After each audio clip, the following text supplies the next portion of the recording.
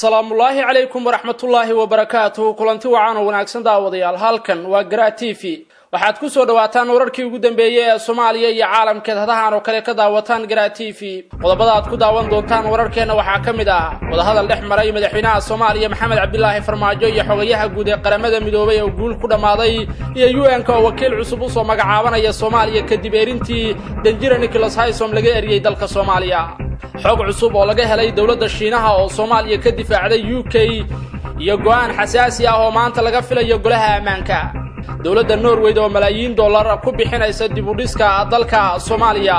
jadwalka doorashada iyo shuruudaha musharaxiinta madaxweynaha iyo madaxweyne ku-xigeenka Puntland oo la shaaciyay iyo kulamo xasaasi ah oo ka socda magaalada Garowe ee caasimadda Puntland kuwaas oo lagu kala xudxudanayo xildhibaanada baarlamaanka Puntland wasiirka hore ee wasaaradda amuraha dibadda Soomaaliya Yuusuf Garaad oo si yaab leh uga hadlay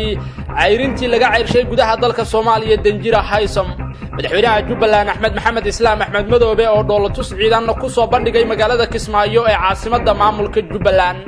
wasiirka arrimaha gudaha dawladda federaalka Soomaaliya oo diidmo kala kulmay odayaasha beelihii ku dagaalamay deegaanka ka xandhaale ee gobolka Galgaduud akhbaaraadka caalamiga waxaa kamid ah Mareykanka oo ciidamo u diray dalka Gabon iyo dalka Imaaraadka Carabta oo wajahaya xaalad dhaqaale xumi oo baahsan qodobada iyo kuwa kale ayaan idinku hayaa wararka Garaa TV iyo u diyaar garooba ayagoo dhameystiran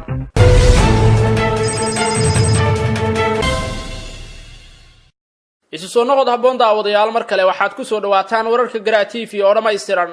aan ku bilaabo sidii hordhaca wararkeena aad ku maqasheenba wadahadal ayaa dhex maray madaxweynaha Soomaaliya Maxamed Cabdullaahi Farmaajo iyo xogayaha guud ee qaramada midoobay Antonio Guterres ka hor inta uusan xogayaha guud ee qaramada midoobay ku dhawaaqin in uu aqbalay erintii dawladda federaalku ay dalka ka eriday Danjira Nicholas Haysom uusana markaasi shaaca ka qaadin inuu markaasi wakiil cusub u soo magacaabayo Soomaaliya ka hor inta uusan ku dhawaaqin inuu ergey cusub u soo magacaabayo Soomaaliya xogayaha guud ee qaramada midoobay Antonio Guterres ayaa wadahadal waxa uu la yeeshay madaxda sare ee Soomaaliya sida aan xogta ku helnay xogayaha guud ee qaramada midoobay Antonio Guterres ayaa saddex goor soo wacay madaxweynaha Soomaaliya Maxamed Cabdullaahi Farmaajo wuxuuna kala hadlay in dib looga noqdo go'aanka ay dawladda federaalku ka qaadatay Danjira Nicholas Haysom isla markaana qaladaadka ay ka tirsanaysa dawladdu Danjira Nicholas Haysom si hoose loo xaliyo si kastaba madaxweynaha Soomaaliya Maxamed Cabdullaahi Farmaajo ayaa ku gacan sayray codsiga kaga yimid xogayaha guud ee qaramada midoobay Antonio Guterres asagoo sheegay in Danjira Nicholas Haysom uu meel uga dhacay sharafta Soomaaliya dawladda federaalkuna aanay aqbali doonin in Danjira Haysom uu ku soo laabto gudaha Soomaaliya maadaama uu ku xadgudbay sharafta iyo madaxbannaanida Soomaaliya dawladda federaalka Soomaaliya waxay sheegtay in wakiilkii hore ee qaramada midoobay u qaabilsanaa arrimaha Soomaaliya ay ku haysato warqadii uu ka soo saaray dhacdooyinkii Baydhabo qoraalka warqadaasi ku xusnaana uu markaasi ugu xadgudbay madaxbannaanida dalka Soomaaliya xogayaha guud ee qaramada midoobay ayaa ugu dambeyntii go'aansaday in markaasi uu Danjira cusub u soo magacaabo dalka Soomaaliya xogayaha guud ee qaramada midoobay ayaa war-saxaafadeed uu soo saaray wuxuu ku sheegay in uu aqbalay go'aanka dawladda federaalku ay Danjira Nicholas Haysom uga eriday gudaha dalka Soomaaliya isla markaana uu doonayo in wakiil cusub u soo magacaabo dalka Soomaaliya si uu u sii wado hawlihii shaqo ee UN-ku ay ka hayeen gudaha Soomaaliya waxa uu Antonio Guterres sheegay in dalka Soomaaliya uu iminka ku jiro xaalad soo kabasho loona baahan yahay inaan la hor istaagin horumarka iyo nabadda dalka Soomaaliya qaramada midoobayna ay ka go'an tahay inay Soomaaliya si dhab ah u garab istaagto hadalka ka soo yeeray xogayaha guud ee qaramada midoobay ayaa soo afjaraya khilaaf iyo kala aragti duwanaansho u dhaxeeyay maalmihii la soo dhaafay dawladda federaalka iyo qaramada midoobay taasi oo ka dhalatay kadib markii dawladda federaalku ay go'aan adag ka qaadatay u qaybsanihii qaramada midoobay ee Soomaaliya Danjira Nicholas Haysom oo dawladdu ay sheegtay in aan dalka laga rabin kadib markii uu ku xadgudbay madaxbannaanida iyo sharafta dalkani Soomaaliya wali wararka qaramada midoobay iyo Soomaaliya markaasi ku saabsan ayaan ku jirnaaye dawladda dalka Shiinaha ayaa is hortaagtay qaraar golaha ammaanka uu soo saari lahaa oo ka dhan ahaa dawladda federaalka ee Soomaaliya ila wareedyo lagu kalsoon yahay ayaa u sheegay Garaa TV in golaha ammaanku jimcihii yeeshay kulan ay albaabadu u xiran yihiin oo markaasi looga hadlayay talaabada uu goluhu ka qaadan doono go'aanka ay Soomaaliya ku soo ceyrisay wakiilkii qaramada midoobay ee Soomaaliya Danjira Nicholas Haysom intii uu kulanku socday ayaa UK oo xubin buuxda ka ah golaha ammaanka waxa ay soo bandhigtay qaraar qabyo ah oo ay doonayso in goluhu uu qaato kaasi oo lagu cambaarayn lahaa go'aanka dawladda federaalku ay ka qaadatay danjire Nicholas Haysom. qoraalka UK ayuu sidoo kale golaha ammaanku si cad ugu sheegi lahaa inuu taageero buuxda oo xooggan u hayo xafiiska qaramada midoobay ee Soomaaliya ee UNSOM. wuxuu ka dalban lahaa dawladda federaalka inay si buuxda ula shaqeyso xafiiskaasi. si kastaba xogta aan helnay ayaa sheegaysa in dawladda Shiinuhu ay ka hortimid qoraalkaasi in la meel mariyo isla markaana ay codsatay dawladda Shiinuhu in waqti dheeraad ah looga fakaro xaaladda Soomaaliya aanan caqabad lagu noqon horumarka iyo dimuqraadiyadda Soomaaliya. golaha ayaa la filayaa in mar kale maanta oo Sabti ah uu kulmo isla markaana uu ka fakaro qaraarka Britain ma cadda go'aanka maanta ay Shiinuhu qaadan doonaan. qaraarka UK ayaa yimid kadib markii ay ku guuldareysatay in safiirkeeda Soomaaliya uu ka dhaadhiciyo madaxda dawladda federaalku inay ka laabtaan go'aanka lagu ceyriyay danjire Haysom sida ay dad xogogaalihi sheegeen. waxa uu sidoo kale qaraarku daba socday markii xogayaha guud ee qaramada midoobay Antonio Guterres uu 3 mar uu taleefanka kula hadlay madaxweynaha Soomaaliya Maxamed Cabdilaahi Farmaajo una ku guuldareystay inuu ka dhaadhiciyo in markaasi uu maskaxdiisa bedelo isla markaana danjire Haysom uu Soomaaliya dib uga shaqeeyo taasi oo uu ku guuldareystay xogayaha guud ee qaramada midoobay. Guterres ayaa markii ugu dambeysay oo uu Farmaajo la hadlay oo ahayd Jimcihii kuna guuldareystay inuu wax ka bedelo go'aankiisa wuxuu ku dhawaaqay inuu ergey cusub u soo magacaabi doono Soomaaliya si uu u sii wado howlaha xafiiska qaramada midoobay ee dalka Soomaaliya. magaalada Muqdisho ee caasimadda Soomaaliyana shirkad cusub ayaa la shaaciyay inay ka shaqo bilaabayso dekedda magaalada Muqdisho. shirkad caalami ah oo lagu magacaabo Maersk ayaa markaasi ka shaqo bilaabi doonta dekedda magaalada Muqdisho sida maamulka dekeddu ay sheegeen. shirkadaasi ayaa ka shaqeysa daabulida konteenarada maraakiibta saaran waxaana laga leeyahay dalka Denmark iyadoo markaasi ka shaqeysay wadamo badan oo caalamka. maanta ayuu markabkeedii ugu horeeyay ku soo xiran doonaa dekedda magaalada Muqdisho waxaana shirkadda ay ka hawlgashaa in ka badan 130 wadan sida lagu sheegay warbixinta maamulka dekedda Muqdisho ay soo saareen. qoraal ka soo baxay maamulka dekedda magaalada Muqdisho ayaa lagu sheegay in maanta oo ah 5 bisha Janaayo 2019 ay shirkadaasi cusub ka shaqo bilaabi doonto dekedda Muqdisho si markaasi loo casriyeeyo loona hormariyo howlaha dekedda weyn ee magaalada Muqdisho. maamulka dekedda Muqdisho wuxuu sidoo kale sheegay in ay wadaan horumar kale oo dekedda lagu hormarinayo si ay ula mid noqoto dekedaha kale ee caalamka. dawladda Norway ayaa waxa ay ku dhawaaqday in malaayiin dollar ay ku bixinayso dib u dhiska Soomaaliya. xukuumadda Norway ayaa shaaca ka qaaday in lacag dhan 54.3 milyan oo dollar ay ku bixinayso dib u dhiska iyo horumarinta kaabayaasha dhaqaalaha ee Soomaaliya waxayna sheegtay in dhaqaalahan ay Soomaaliya u soo marinayso shirkadaha kala duwan oo hoostaga bangiga adduunka. waxayna intaasi raacisay in dhaqaalahan ay ugu talagashay in Soomaaliya ay uga hortagto xadgudubyada iyo dhibaatooyinka kale ee xagga amniga Soomaaliya markaasi la soo darsa. wasiir dawlaha horumarinta dalkaasi Norway ayaa cadeeyay in talaabadan ay dawladdiisu ku saacidayso Soomaaliya ay timid kadib markii ay dawladdiisu qiimaysay isla markaana ay aragtay horumarka iyo dadaalada ay wado dawladda federaalka ee Soomaaliya. dhanka kale waxa uu shaaciyay in dawladda Norway ay markaasi kaalmayn doonto Soomaaliya si ay u gaarto horumar buuxa. wuxuu sheegay in deegaanada kala duwan ee Soomaaliya ay markaasi ka fuli doonto dawladdiisu mashaariic si loo garab istaago dawladda federaalka Soomaaliya oo iminka wada dadaal la doonayo in lagu soo celiyo horumarka iyo nabadda Soomaaliya. magaalada Garowe ee caasimadda Puntland guddiga doorashada madaxweynaha cusub ee maamulka Puntland iyo ku-xigeenkiisa ayaa waxa ay kaga dhawaaqeen magaalada Garowe shuruudaha musharaxiinta madaxweynaha Puntland iyo ku-xigeenkiisa. guddiga doorashada ayaa shaaciyay in musharaxii u tartamaya madaxweynaha cusub ee dawlad goboleedka Puntland laga rabo lacag dhan 20,000 oo dollarka Mareykanka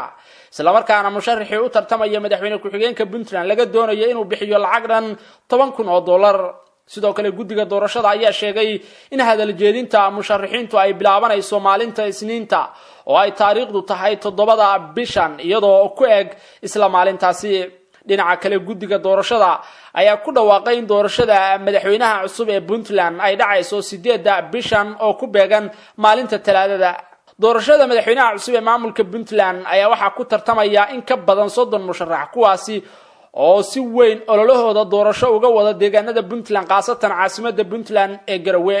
isla wararka Puntland wararkii ugu dambeeyay ee naga soo gaaraya magaalada Garowe ayaa sheegaya in kulamo gaar ah ilaa xalay ay ka dhacayeen magaaladaasi. Kulamadan oo ay yeelanayeen musharaxiinta iyo baarlamaanka Puntland ayaa looga hadlay arrimo dhowr ah. wararka ayaa sheegaya in musharaxiintu ay bilaabeen in ay markaasi kala xudxutaan xildhibaanada sameynaya doorashada madaxweynaha maamulka Puntland, waxaana xilkaasi u taagan in ka badan 30 musharax. xalay ayay saseexan siyaasiyiinta ku sugan magaalada Garowe waxaana socdo loolan adag oo ka dhex bilowday qaar kamid ah musharaxiinta doonaya xilka madaxtinimada ee Puntland. kulamada ugu badan ayaa u dhaxeeya musharaxiinta isbedel doonka waxaana la sheegay inay jiraan dhaqdhaqaaqyo badan oo ay sameynayaan musharaxiintan. xildhibaanada baarlamaanka Puntland ayaa shalay doortay gudoomiyaha baarlamaanka iyo labadiisa ku xigeen, waxaana natiijadu ay muujisay in musharaxiinta isbedel doonka ahi ay heleen kuraasta gudoonka qaarkood.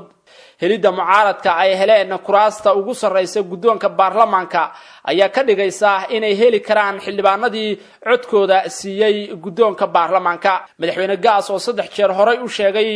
in uusan tartami doonin ayaa kamid ah musharaxiinta doorashada 8 Janaayo ka dhacaysa Garowe ku tartamaya, waxaana uu dareemayaa culays weyn oo kaga imaanaya musharaxiinta la tartamaya iyo siyaasiyiin aan tartanka ku jirin oo isbedel doonaya inuu ka dhaco Puntland. dhinaca kale waxaa maanta la filayaa in gudoonka baarlamaanka Puntland ay soo saaraan magacyada guddiga ka shaqeynaya doorashada madaxtinimada ee maamulka Puntland. qaar kamid ah musharaxiinta ayaa iminka bilaabay inay isu tanaasulaan si markaasi ay awoodooda isugu biiriyaan meeshan ay uga saaraan Cabdiweli Maxamed Cali Gaas, madaxweynaha iminka xilku ka sii dhamaanaya ee Puntland. wasiirka arrimaha gudaha dawladda federaalka oo bariyihii dambe waday dadaalo uu ku doonayo inuu ku damiyo dagaalkii ka dhacay deegaanka ka xandhaale ee gobolka Galgaduud ayaa la soo sheegayaa inuu diidmo kala kulmay qaar kamid ah beelihii halka ku dagaalamay. qaar kamid ah odayaasha iyo waxgaradka gobolka Galgaduud ayaa si cad ugu sheegay wasiirka arrimaha gudaha inaysan ku qanacsanayn hanaanka uu dib heshiisiinta ka xandhaale u marayo wasiirka arrimaha gudaha dawladda federaalka Cabdi Maxamed Sabriye.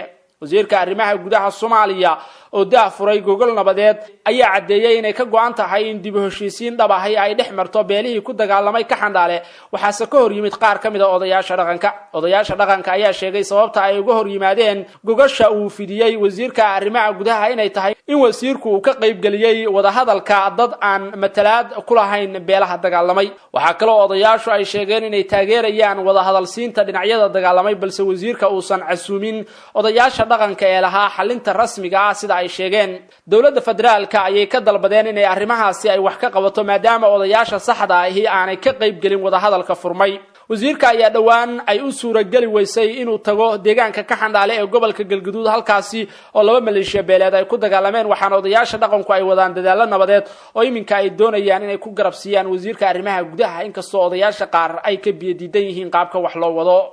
xaaladda ganaasha ayaa iminka laga dareemaya ka xandhaale, waxaana weli markaasi is hor fadhiya maleeshiyaadkii dagaalamay oo aan la kala qaadin. wasiirkii hore ee arrimaha dibadda Soomaaliya Yuusuf Garaad ayaa ka hadlay go'aankii dawladda federaalku ay ka qaadatay wakiilkii qaramada midoobay u qaabilsanaa Soomaaliya Danjira Nicholas Haysom oo ay sheegtay in aan laga rabin dalka uusan kana sii shaqayn karin. Yuusuf Garaad ayaa qoraal uu soo dhigay bartiisa Facebook waxa uu ku sheegay in xogayaha guud ee qaramada midoobay Antonio Guterres uu yeelay sida ay Soomaaliya dalbatay oo ahaa in laga bedelo Haysom. hase ahaatee Yuusuf Garaad ayaa sheegay in taas bedelkeeda aan loo baahnayn in dawladda federaalku ay ismahdiso, taasi oo uu gala jeeday go'aankeeda iyo sida ay rabtay in uu meel maray. Yuusuf Garaad ayaa sheegay in loo baahan yahay in saameynta arrintaasi ka dhalan karta in loo diyaar garoobo lana maareeyo. xogayaha guud ee qaramada midoobay Antonio Guterres ayaa wax laga xumaada ku tilmaamay go'aanka ay dawladda federaalku dalka kaga eriday wakiilkii qaramada midoobay u qaabilsanaa Soomaaliya Danjira Nicholas Haysom, kaasi oo dawladda federaalku ay sheegtay inuu ku xadgudbay sharafta iyo madax bannaanida Soomaaliya. weli daawadayaal wararka Gratifi ayaa la socotaan iminkana magaalada Kismaayo. madaxweynaha dawlad goboleedka Jubbaland Mudane Axmed Maxamed Islaam Axmed Madoobe ayaa maanta booqday ciidamo isku dhafa oo loo diyaariyay xoreynta gobolka Jubbada Dhexe iyo isku furista degmooyinka gobolka Jubbada Hoose, kuwaasi oo waayadii ugu dambeeyay tababar iyo markaasi dib u habayn loogu waday magaalada Kismaayo. madaxweynaha oo weheliyaan taliyaasha ciidamada ugu sareeya iyo qaar kamid ah mas'uuliyiinta Jubbaland waxa uu kormeeray ciidamadan oo ay kamid yihiin qaybo loogu talagalay xasilinta iyo sugidda amniga magaalada Kismaayo inta hawlgalladu ay socdaan, isaga oo ku booriyay inay u diyaar garoobaan hawlgallo qorsheysan iyo abaabul dagaal oo ka dhana al-shabaab. wadooyinka waaweyn ee magaalada Kismaayo ayaa maanta oo Sabti ah waxa lagu soo bandhigay isla markaana dhoolatus ka sameeyay ciidamo isugu jira boolis iyo military kuwaasi oo qaarkood watay gaadiidka gaashaaman ee dagaalka ciidamadan ayaa waxa ay xoreyn doonaan degmooyinka Jamaame Jilib iyo Badhaadhe oo ka kala tirsan gobolada Jubbada Hoose iyo Jubbada Dhexe kuwaasi oo al-shabaab laga saari doono maalmaha soo socda sida uu madaxweynaha Jubbaland sheegay ayada oo sidoo kale qayb ka mid ah ciidamadan oo boolis ah ay sugi doonaan amniga caasimada ku meel gaarka ah ee Jubbaland inta uu howlgal ku socdo madaxweynaha Jubbaland ayaa xusay in muddo dheer ay sugayeen inay bilaabaan howlgalka xoreynta Jubbada Dhexe balse ay in badan kaga cagajiideen ciidamada AMISOM taasi oo la mid ah howlgalkii lagu xoreeyay magaalada Kismaayo iyo degmooyinka kale ee Jubbaland oo markii ay dhaqaaqi waayeen ciidamada AMISOM ay howlgalka bilaabeen ciidamada Soomaalida oo kale ah sida uu hadalka u dhigay wuxuuna sheegay in ciidamada Jubbaland ay iminka ku filan yihiin xoreynta deegaanada ka maqan gacanta maamulkiisa ayna maalmaha soo socda ka xoreyn doonaan al-shabaab wararka Soomaalida ka baxsan hadii aan eegnana madaxweynaha dalka Mareykanka Donald Trump ayaa bartiisa Twitter-ka ku shaaciyay in wasaaradda gaashaandhigga Mareykanku ay ciidamo u dirtay dalka Gabon waxa uu sheegay madaxweyne Trump in ciidamo gaaraya 80 askari oo ah kuwa aadka u tababaran ay u direen dalka Gabon si uu yiri ay ula shaqeeyaan safaaradda Mareykanku ku leeyahay dalka Jamhuuriyadda Dimuqraadiga ee Congo halkaasi oo Mareykanku ka cabsi qabo inay ka dhacaan dibadbaxyo rabshado wata madaxweyne Trump ayaa sidoo kale bartiisa Twitter-ka ku sheegay in warqad uu ku wargelinayo uu u diray aqalka golaha wakiilada ee Congress-ka dalkaasi Mareykanka doorashada dalka Jamhuuriyadda Dimuqraadiga ee Congo ayaa si nabdoon ku qabsoontay waxaase xaaladda ay isbedeshay kadib markii mucaaradka dalkaasi ay sheegeen in natiijada doorashada aysan ku qanacsanayn taageerayaashoodana ay ugu baaqeen in ay ka dhiidhiyaan natiijada horudhaca ah ee doorashada ayna bilaabaan dibadbaxyo qabiiro daraaseeya arrimaha doorashada Afrika ayaa maamulka madaxweyne Trump kula taliyay in laga yaabo in dalkaasi ay rabshado ay ka dhacaan ayna habboon tahay in Mareykanku uu sii diyaar garoobo si kastoo ay xaaladdu isku bedeshaba dalka Jamhuuriyadda Dimuqraadiga ee Congo ayaa doorashooyinkii 2006 iyo midii 2011 waxa ka dhashay dibadbaxyo rabshado wata oo markaasi aan kala joogsi lahayn bilooyin socday waana sababta laga baqdin qabo in xaalku uu xumaado oo uu sidaas oo kale isu bedelo dalka Imaaraadka Carabtana waxa soo wajahday xaalad dhaqaale xumi oo baahsan suuqyada saamiyada Dubai ayaa maalinkii ugu dambeysay ee sanadkii 2018 xirmay iyadoo oo markaasi ay lumiyeen 25% qiimihii suuqyadaasi taasi oo ka dhigtay sanadkii ugu xumaa ee suuqa tan iyo xasaradihii dhaqaale ee dunida ka dhacay 10 sano ka hor dalxiiska iyo iibka guryaha ayaa si gaar ah aad u liita sanadkii 2018 hoos u dhaca suuqyada dhaqaalaha Dubai ayaa kamid ah kuwii ugu xumaa ee gaara dalalka qaliijka iyo guud ahaan Carabta iyadoo ay jiraan astaamo muujinaya in ilaha dhaqaalaha ee dalka Imaaraadka Carabtu ay hoos u dhaceen hase yeeshee xaaladdu uma xumayn sida sanadihii 2008 markaasi oo suuqa saamiga Dubai uu gaaray khasaare dhan 72% kadib markii xasaradihii dhaqaale ee dunida ay dhibaatooyin deymo la xiriira ay ku kiciyeen dalka Imaaraadka suuqa saamiyada Qatar ayaa aad uga wanaagsan Imaaraadka waxa uuna dalalka Carabta ku hogaaminayaa dhamaadkii sanadkii dhamaaday faa'iidooyin dhaqaale oo dhan 21% inkastoo oo muddo 18 bilood ah dalkaasi uu ku jiro go'doon ay saareen dalalka dariska la ee uu hogaaminayo Sacuudigu dhaqaalaha suuqa Abu Dhabi ayaa sidoo kale koror dhan 10% ku dhamaystay sanadkii tagay ee 2018 suuqa saamiga ugu weyn dunida Carabta ee Sacuudiga ayaa sanadkii dhamaaday ku dhamaystay faa'iido dhaqaale oo dhan 8.3% inkastoo uu bishii Oktoobar siiba hoos u sii dhacayay suuqaasi oo dhaqaale xumi baahsani ay haysato sababaha ugu weyn ee uu qasaaray suuqa saamiyada ee Dubai ayaa ah iyada oo uu hoos u dhacay iibka hantida maguurtada ah oo ay markaasi ugu wacan tahay dalabka oo hoos u dhacay iyo guryo ka badan kuwii loo baahnaa oo la dhisay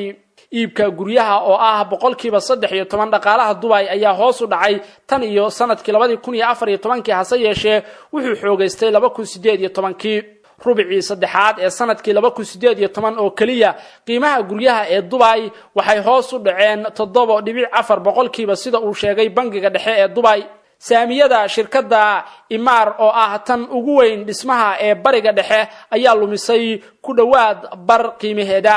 dhaqaalaha guud ee Dubai oo aan ku xirnayn iibka saliidda ayaa la filayaa in sanadkii tagay 2018 uu koray kaliya 2.3% taasi oo ka yar 2.8 sanadkii 2017 waxa inta ku dhan wararkii ugu dambeeyay Soomaaliya caalamka ka daawanaysan Garaa TV hadaa doonaysa wararkeenu in daqiiqad walba ku soo gaaraan xasuusnow inaad subscribe dhahdo channelkan mahadsanidin